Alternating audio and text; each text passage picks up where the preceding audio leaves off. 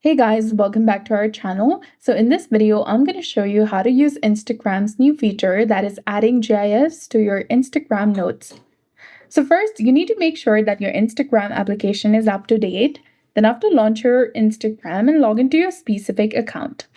Now tap on the message icon at the bottom to open your chats. Tap on your existing note at the top of the screen. And here you'll get the GIF option that is beside the location. Go ahead and select it. And now you can search for any GIF that you want to post, or you can also use the GIF that is available here.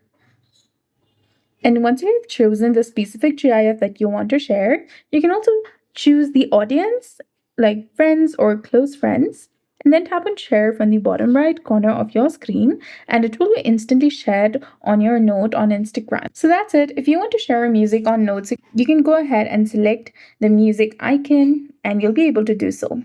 So that's it. I hope you found this video helpful. If you did, please like, share, and subscribe. Thanks for watching. We'll see you again in the next one.